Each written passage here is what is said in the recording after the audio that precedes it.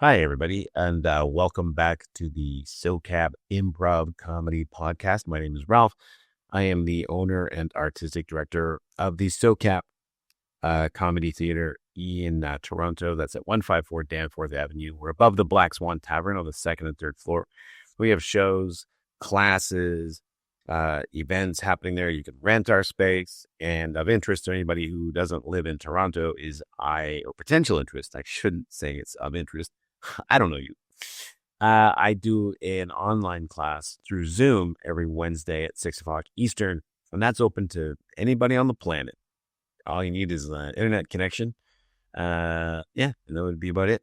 And you're welcome to come. So if you're interested in that, check out our website at socap.ca. That's SOCAP as in Peter.ca. Or email me. You can find me at ralph@socap.ca. And all the usual places. If you're in Toronto and you just enter the word Ralph and comedy, I'm going to come up. I've done a Google search once, and all the other Ralph McLeods on the planet are deceased. No, I'm sorry. I apologize to all the other Ralph McLeods. There are so few of us, and anyone I've seen is rather quite old. I expect that'll change as these names like Ralph, which when I was a kid, there was nobody named Ralph. It was an old man's name. And now that I'm getting older, I guess now it's just a kid's name. I guess I just missed. It was popular 3 decades before I was born, and now it's going to be popular 2 decades after I'm gone. Anyway, that's what's going on. We have every show as a sponsor. I keep neglecting to mention a sponsor. Today's sponsor is Adequate Sack. Adequate Sack, when you need a bag that's just good enough, get Adequate Sack from the makers of Good Box. You can find that in your local grocer's freezer. Why it's there, I don't know, but that's where to look for it. Anyway, today I wanted to just talk briefly about the second improv rule for life. There's all these books about the rules for life, and I find such a relationship between improv and life. As I've said before, there's a lot of philosophy in improv, and sometimes I like to think of improv as practical philosophy or practical psychology. It's a kind of philosophy that you can get up and actually try out for yourself and see what it's like. Role play situations. It's like role playing, and you can role play aspects of your life. And so often I'll have students to say, hey, this is like therapy, to which I'll say, I don't like to say that because I'm not a therapist and I cannot help you with your individual problems. But it is therapeutic in that you can come into an improv class, depending on the class, and work out certain situations. I have played out parts of my life over and over and over on stage, even with people who have vexed me. And then now to the point where I'll take the point of view of the person who's vexed me and played that. Because like any kind of thing, if you talk about problems, talking about things takes away their power in general. And that's my experience, and I've heard that from other people. Although I don't like to project onto everybody things that work for some people. It may not work for you, but I find for me, definitely talking about things helps take away their power. Anyway, so I want to get on to the second improv rule for life. You may have remember the first one, or if you didn't, you can go back and listen to it. And that is control what you can control. Like the Stoics say, just worry about what you can control and don't sweat the rest. The things that are outside your power, let it go. Easy to say, difficult to do. But anyway, the second improv rule for life, love what you get. Let's try to love what you get. When we're improvising with another person or people, but let's say the simplest scenario, it's one other person, and you've got in your head something magnificent, but the other person says something that renders that impossible or unusable.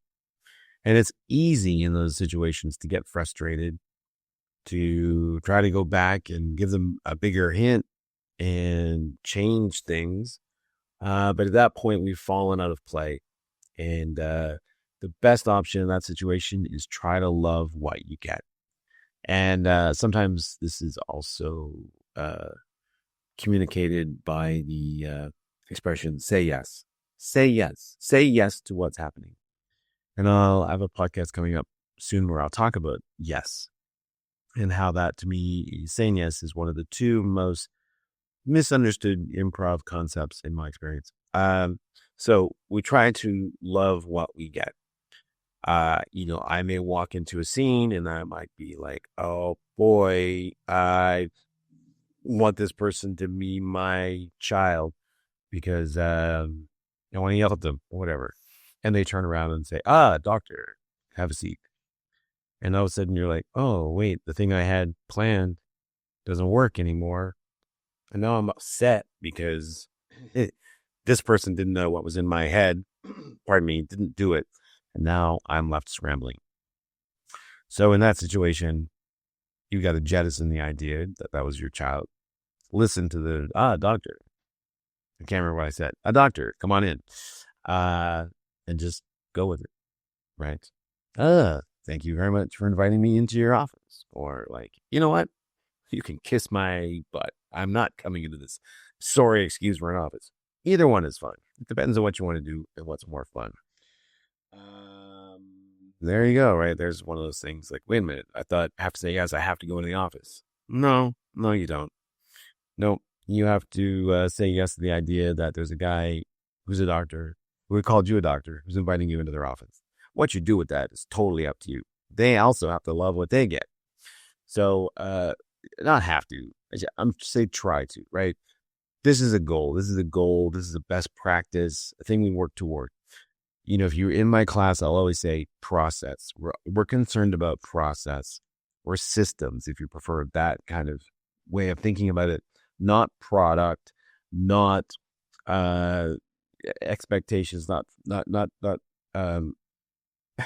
we're interested in the process, right? Not the final result, not where we're going to arrive. And so we keep going back and working on the process. And this process is learning what you love. And yes, it's easy to say and it's difficult to do.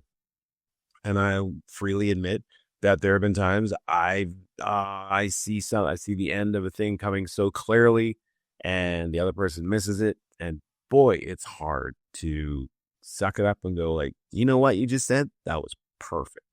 And that's the way to think about it. What you just did is perfect. And why do we do this? Well, because it facilitates play. At the end of the day, your wonderful idea is not that important. I'm sorry. It's not. It's like anything that we talk about in a scene is meaningless in terms of the plot or the things that are going on because it's not real. So if you have a scene where someone has just smashed your car up, they've taken your car without your permission, like a family member, and they wrecked it, that's not a real car. Sorry, I hate to break it to you, right? You're playing a character that's going to jail or is about to die. It's not real. It's not really happening. So it's hard to care about that in and of itself. So what do we care about?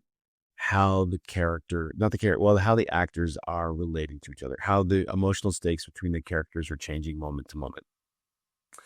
That's what we care about. And so that's what we want to facilitate. I want to facilitate playing with another human being. And in order to do that, I want to say yes to their ideas, even if I think they're insane, because by saying yes and opening up new ideas, I can get to places I can't get myself. So I'm going to love what I get because that will facilitate me playing with another human being.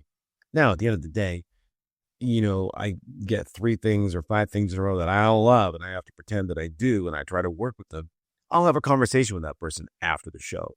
Or I might, next time they ask me to play with them, I'll be like, nah, I'm good. Right? I'll find the people who will do this with me. That's what I will do. But in the moment, you want to set yourself up like, aha, that was perfect. You did the perfect thing. And build on it. So love what you get. And this works in the real world too. I try to live like this, on vacation, we're going to go on this boat tour. Oh, you know what? The boat, wound up, they had a mechanical problem. Boat tour is canceled. Darn it. I'm like, okay, all right. Well, what are the opportunities? So no boat tour. What else can we do? What's the thing that we can now go out and discover that we wouldn't have happened if we'd gone on the boat tour? right? You know, I was going to go to some event. It's canceled. Oh, I'm nuts. Darn it. Of course, that's what we all feel. And I understand that. But then I'm saying, okay, hold on. All right. So I'm not going to go to XYZ. What is the new opportunity? Okay. I'm going to try to love this. I'm going to try to look for the positives in everything that happened to me because they're often there. And just being open and aware of them or aware that they may exist is often enough to help us find them. So whether you're on stage, whether you're in real life, try to love what happens to you. You can't change what happens to you, only how you react to it. And that's by and large very true. Now, of course, I'm not talking about the really terrible, dark things, right? Same thing on stage. You get endowed as something. Someone starts talking about an area that's really uncomfortable, like say you're doing a kind of a traditional pickup scene in which there is one character is pursuing another one, and you happen to be in that situation, and you are the one pursued, but you don't know the other person, or whatever reason you're uncomfortable. Say no, stop it. You don't have to love everything that happens if you're uncomfortable, if it's pushed you too far outside the edges of your comfort zone. You're in a place where you feel vulnerable or at risk or trust is being broken. Absolutely. Shut it down. Stop. This is for the general day-to-day stuff, or on an improv stage, the general oh, I'm digging a ditch. Well, I'm going to love it. And I'm going to see what happens. What kind of character loves digging a ditch? You can love anything on stage. And taking that mindset out in the world makes me much more positive and optimistic, fun to be around. You find more possibilities and things. If your head's not up, you miss all the possibilities that exist out there. And again, I'm not saying, oh, you should always be like that. It is sometimes obviously right to be protective. Headphones in, eyeballs down, shut off communication. You protect yourself from a lot of people there that, may be trying to mess with you. So I'm not saying never do these things. I'm just saying when you can find opportunities to keep your head up, love what you get, whether on stage or off. Anyway, that's my second improv rule for life. Try to love what you get, whatever it is. And because remember, when things are good, obviously that's easy to roll with. But when things are bad, that's when you're growing and learning and adapting and gaining resilience. So, if you never had any obstacles in your life, even you wouldn't know what you're capable of, right? And you would never grow and you would never change. You would stagnate and you would go out of the world the same way you came into it. And maybe that's for you, but it's not for me. And I don't think it's for many people. Anyway, my name's Ralph. Thanks again for tuning in to the SoCap Improv Comedy Podcast. Once again, it's socap.ca, and come and see us sometime. All right. Take care. All the best. Have a great week. Bye.